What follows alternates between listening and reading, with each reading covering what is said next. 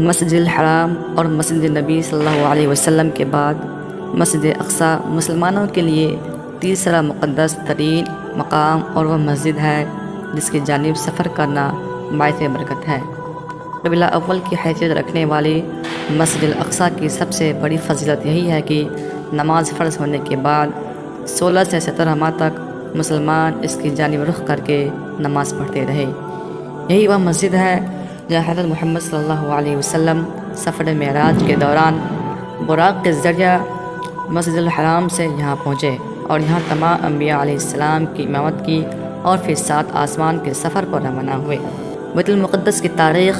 بیت المقدس کو یورپی زبانوں کہتے ہیں جس کا مطلب ہے یروشلم، مبارک گھر جہاں گناہوں سے پاک ہوا جاتا ہے۔ یروشلم یا القدس شہر مسلمانوں، یہودیوں اور عیسائیوں تینوں کے نزدیک بہت مقدس مقام ہے۔ تاریخی شواہد کے مطابق 1012 قبل مسیح میں یہاں حضرت سلیمان علیہ السلام نے جنوں کے ذریعے ہیکل تعمیر کروایا تھا۔ اسے بنی اسرائیل کے نبیوں کا قبلہ بھی قرار دیا گیا۔ ہیکل تعمیر کرنے کا مقام حضرت داؤد علیہ السلام نے منتخب کیا تھا۔ اس ہیکل کی تعمیر 7 برس میں مکمل ہوئی اور 2 لاکھ سے زائد افراد اس کی تعمیر میں مسلسل مصروف رہے۔ حضرت سلیمان علیہ السلام کے زمانے میں بیت المقدس اپنے دور کا خوبصورت ترین شہر بن گیا، جس کے باعث یہاں بڑے بڑے تجارتی کاروان آنے لگے۔ مسجد اقصی کی تعمیر۔ مسجد اقصی مشرقی بیت المقدس میں واقع ہے جس پر اسرائیل کا قبضہ ہے۔ اس میں 5000 نمازیوں کی گنجائش ہے، جبکہ شہر میں بھی ہزاروں افراد فرائض نماز ادا کر سکتے ہیں۔ حضرت یعقوب علیہ السلام کو مسجد اقصی کا معمار مانا جاتا ہے۔ بعد میں اس کی حضرت داؤد علیہ السلام اور ان کے بعد حضرت سلیمان علیہ السلام نے تجدید کروائی۔ یہ مکہ مکرمہ سے تقریباً 1300 کلومیٹر کے فاصلے پر ہے۔ بیت اللحم اس کے جنوب اور رام اللہ شمال میں واقع ہے۔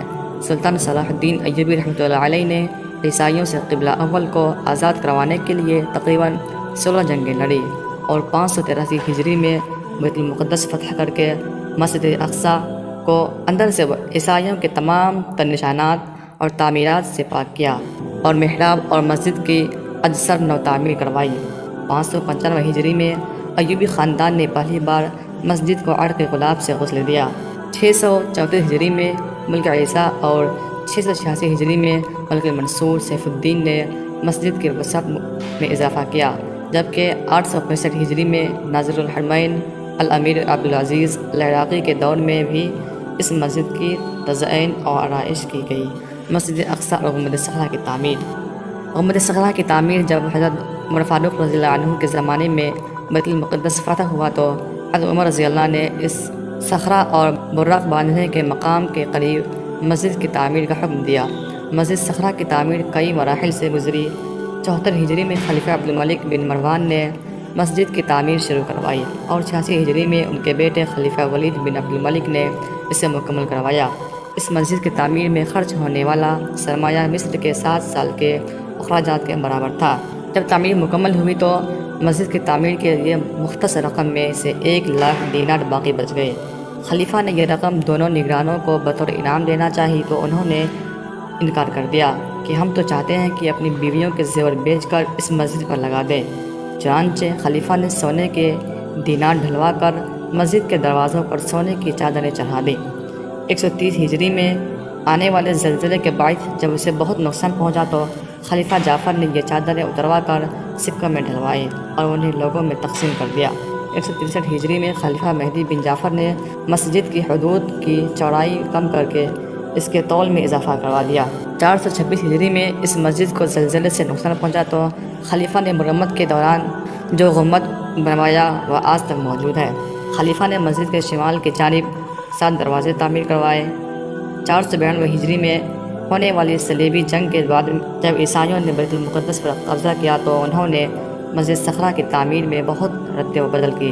انہوں نے رہائش کے لیے مسجد میں کمرے بنوائے اور اس کا نام معبد سلیمان رکھ دیا۔ اس کے علاوہ بھی اس دور میں دیگر تعمیرات کی گئی جو بطور جائز ضرورت اور اناج کے اسٹوریج کے لیے استعمال ہوتی تھی۔ عیسائیوں نے مسجد کے اندر اور اس سے ملحق ایک گرجا گھر بھی تعمیر کر دیا۔ اس دور میں عیسائی گنبد صخرہ کے ٹکڑے توڑ کر اپنے علاقوں میں لے جاتے تھے اور سونے کے عوض انہیں فروخت کر کے مال کماتے تھے۔ گنبد صخرہ اور مسجد اقصی میں ابہام انسائکلوپیڈیا الموسوعہ الفلسطینیہ 203/4 کے مطابق مسجد الاقصی کے نام کا اطلاق پورے حرم قدسی پر ہوتا تھا، جس میں گنبد صخرہ بھی شامل ہے۔ گنبد صخرہ کو مسجد اقصی کے صحن کے وسط اور قدس شہر کے جنوب مشرقی جانب بنایا گیا ہے۔ آج کل گنبد کی تصاویر منتشر ہونے کی وجہ سے اکثر مسلمان اسے ہی مسجد اقصی خیال کرتے ہیں، حالانکہ ایسی کوئی بات نہیں ہے۔ مسجد بڑے صحن کے جنوبی حصہ میں واقع ہے، جبکہ یہ گنبد صحن کے وسط میں اونچی جگہ پر موجود ہے۔ 969 ہجری سے 1341 ہجری تک مسجد اقصی اور قبہ صخرہ خلافت عثمانیہ یعنی ترکی کی زیر انتظام رہے اور گاہے بگاہے اس کی تعمیر میں رد و بدل کیا جاتا رہا۔ 1945 عیسوی میں یہودیوں نے مسجد میں بم پھینکے، جس کی وجہ سے باب اوست گر گیا اور گنبد کو بہت نقصان پہنچا۔ 1967 عیسوی میں یہودیوں نے گنبد کے بعد مسجد کو اور زیادہ نقصان پہنچایا۔ 1969 میں مسجد اقصی میں آتش زدگی کا خوفناک حادثہ رونما ہوا۔ اس موقع پر یہودیوں نے مسجد کا ممبر ٹکڑے ٹکڑے کر دیا۔